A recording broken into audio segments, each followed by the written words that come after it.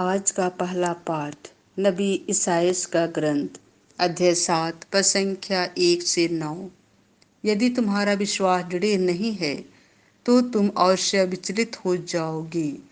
जब योतान का पुत्र और उज्जियाह का पौत्रिक आहाज यूदा का राजा था तो उस समय आराम का राजा रसीन और रमल्याह का पुत्र इस्राएल का राजा पिखा दोनों मिलकर यरूशलेम पर आक्रमण करने निकले, किंतु वे उसे जीतने में असमर्थ रहे।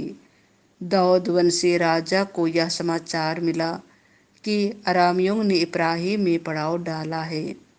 यह सुनकर राजा और उसकी प्रजा इस प्रकार कांपने लगे जिस प्रकार जंगल के पेड़ आंधी में कांपते हैं।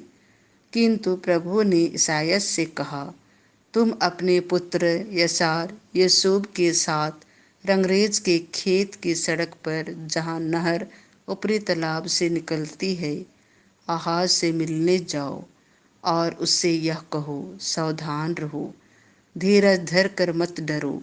अरामी रसीन और रमल्याह के पुत्र का क्रोध प्रज्वलित हो उठा है।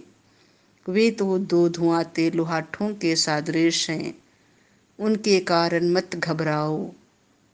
उन्हें यह कहते हुए षड्यंत्र रचने दो, हम यूदा पर चढ़ाई करने जा रहे हैं, हम उसे पछाड़ कर परास्त कर देंगे और वहाँ टावेल के पुत्र को राजा बनाएंगे।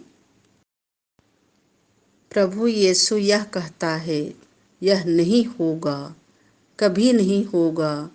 जिस तरह आराम की राजधानी दमिश्क का राजा रसीन इब्राहिम की राजधानी समरिया है और समरिया का राजा रमल्याह का पुत्र, उसी तरह 65 वर्ष बाद इब्राहिम कुचल दिया जाएगा और वह राष्ट्र नहीं रह जाएगा।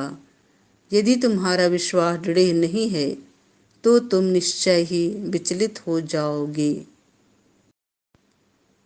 संत मत्ती के अनुसार पवित्र सुसमाचार अध्याय 11 पद संख्या 20 से 24।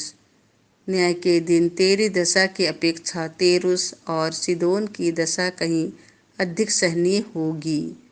यीशु उन नगरों को धिक्कारने लगे जिन्होंने उनके अधिकांश चमत्कार देखकर बेपश्चाताप नहीं किया था। धिक्कार तुझे रे कोरोजेन, धिक्कार तुझे रे बेतसैदा। जो चमत्कार तुम में किए गए हैं, यदि वे तीरुस और सीदोन में किए गए होते तो ना जाने कब से टाट ओढ़कर और भस्म रमाकर उन्होंने पश्चाताप किया होता। इसीलिए मैं तुमसे कहता हूँ, न्याय के दिन तेरी दशा की अपेक्षा तीरुस और सीदोन की दशा कहीं अधिक सहनीय होगी। और तो रे कफरनहूम, क्या तो स्वर्ग तक ऊंचा उठाया जाएगा?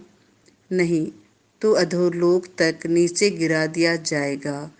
क्योंकि जो चमत्कार मुझ में किए गए हैं, यदि वे सोदोम में किए गए होते तो वह आज तक बना रहता। इसीलिए मैं तुमसे कहता हूँ, न्याय के दिन तेरी दशा की अपेक्षा सोदोम की दशा कहीं अधिक सहनीय होगी।